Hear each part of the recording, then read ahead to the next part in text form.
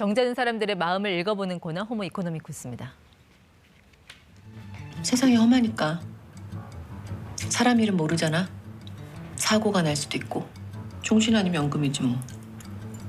네, 종신보험 아니면 연금. 자, 노후를 대비하는 분들은 머릿속에 하나쯤 들어가 있을 텐데요.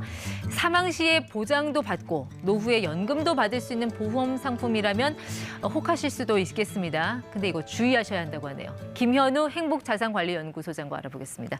네, 소장님 어서 오십시오. 네, 안녕하세요. 이 종신보험이란 게 죽을 때까지 평생 보장해주는 그런 보험 상품인데 네. 의외로 민원이 가장 많다면서요, 이 상품. 네, 그렇습니다. 이 종신보험 말 그대로 이제 보장을 해주는 건데 사망에 대한 보장이 주된 이 보장의 기능인데 이걸 이제 저축성 보험과 혼동을 해서 잘못 알고 가입을 하신 분들 특히나 뭐 이걸 연금으로 받을 수 있다 뭐 이렇게 잘못 설명을 듣고 가입했다가 네. 설명과 실제가 다르다 보니까 민원을 제기하는 게 이 종신보험에서 가장 많이 그리고 발생하고 또 있습니다. 설계사가 저축성 보험이라는 말을 꺼냈을 때는 그게 뭔가 네. 좀 저축의 용도로 활용을 할 수 있으니까 그렇게 네. 설명하지 않았을까요? 그렇습니다. 활용은 할 수 있는데 그 효율이 굉장히 떨어지기 때문인데요. 이거는 이제 그림을 보면서 설명을 해드리는 네. 게 자세히 설명을 해드릴 수 있을 것 같습니다. 일단 종신보험과 저축성 보험 큰 차이는 뭐냐?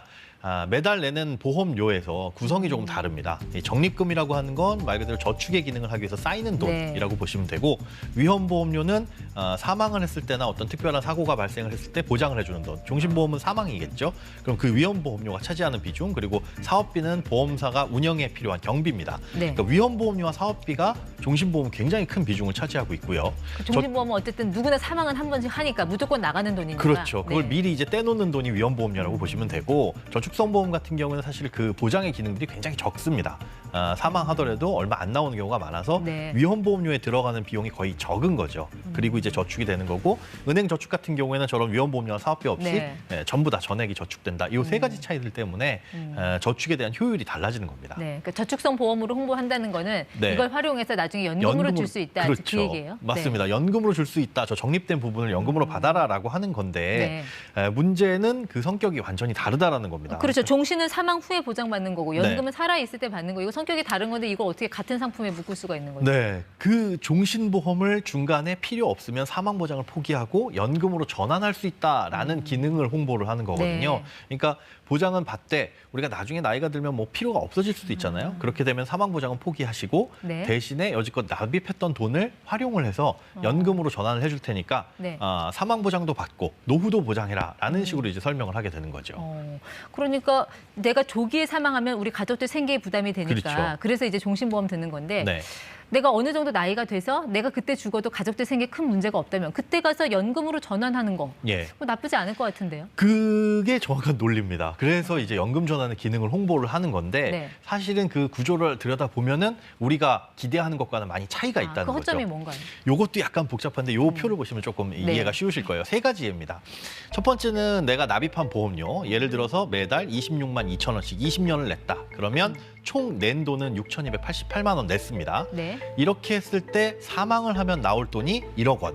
그리고 세 번째는 이 보험을 지금 깨게 되면 속된 말로 깨게 되면 받는 해지환급금은 5,586만 원이라고 쳤을 때 네. 자, 이 셋 중에서 소비자가 기대하는 이걸 연금으로 바꿔주세요라고 했을 때 그게 받을 네. 수 있는 돈이라고 기대하는 돈이 세 가지 중에 어떤 것일까요? 일반 소비자 입장에서는 당연히 사망보험금 저거를 연금으로 돌려주나 보다 그렇죠. 하는 그런 기대감 갖지 않을까요? 네, 저걸 포기하는 거니까. 그리고 저 중에 가장 큰 돈이니까 저 1억 원을 연금으로 줄 것 같지만 네. 여기에서 연금 전환을 하면 뭘 기준으로 하냐면 세 번째, 저 해지환급금을 기준으로 주는 겁니다. 그러니까 사망보험금 1억을 포기하는 대신에 이 네. 보험을 깨면 나오는 해지환급금을 연금으로 잘라드리겠습니다. 그러니까 해약하고 연금보험을 다시 가입하는 거나 마찬가지인 셈인 그 거죠. 사망보험금 1억 원은 사라지는 거네요? 네, 그렇습니다. 그럼 이게 납입보험료보다 더 적게 받을 수도 있는 거예요? 적게 해지환급금을? 받을 수도 있고 뭐 시간이 오래 지나면은 더 많이 받을 가능성도 있기는 하지만 네. 어쨌든 다른 저축성 보험에 비해 가지고 굉장히 비효율적인데 그게 왜 그러냐 하면 저 사망 보장을 위해서 미리 돈을 우리가 내놓은 거잖아요. 네. 납입보험료라고 하는 건 내가 죽으면 1억을 받을 이 돈에 대해서 미리 돈을 낸 거거든요. 네. 근데 그걸 중간에 포기하는 겁니다. 그러니까 한 서울에서 대전까지 택시 타고 내려갈 때 돈 먼저 드리고 천안쯤 왔을 때 저 내리겠습니다라고 하고 그냥 내려버리는 것과 마찬가지. 그러니까 부산까지 열차표 끊어놓고 대전쯤에서 내리는 거나 마찬가지라는 그 똑같습니다. 말씀이죠? 네, 그런 그럼 종신보험을 해약한 후에 그 환급금을 연금으로 받는 거랑 네네. 일반 연금보험 가입해서 연금을 받는 거, 이거 금액적으로는 어느 정도 좀 차이가 나나요? 같은 기간 동안 돈을 내더라도 금액에서 굉장히 차이가 많이 나는데요. 왜냐하면 이 적립금 쌓이는 방식이 맨 처음에 설명드린 것처럼 불필요한 위험보험료가 얼마나 나가느냐, 또 사업비가 얼마나 나가느냐에 따라서 네. 다릅니다. 그래서 이런 부분들을 소비자가 일일이 계산하기는 어렵기 때문에 예전부터 금융감독원이나 이런 금융당국에서 이런 건 좀 주의를 하셔라라고 해서 예시로 들어놓은 사례들이 굉장히 많이 있어요. 지금 화면에도 나오고 있는데 예를 들어서 이 40세 네. 남자가 20년 동안 매달 26만 2천 원씩 보험료를 냈을 때 종신보험으로 받을 수 있는 연금 수령액은 이거 연간입니다. 네. 연간 263만 원인데 저 똑같은 돈을 연금보험으로 가입했을 때는 344만 원. 네. 숫자상으로는 81만 원이지만 20% 넘게 덜 받게 되는 거죠. 그러니까 저축의 기능으로서 종신보험을 활용을 하는 것은 사실은 올바르지 않다. 네. 그래서 요즘에 보험을 가입하게 되면 그 맨 앞에 상품 설명서에 빨간 글씨로 이 종신보험은 보장성 보험이고 저축의 목적으로는 적합하지 않습니다라고 써 있습니다. 네.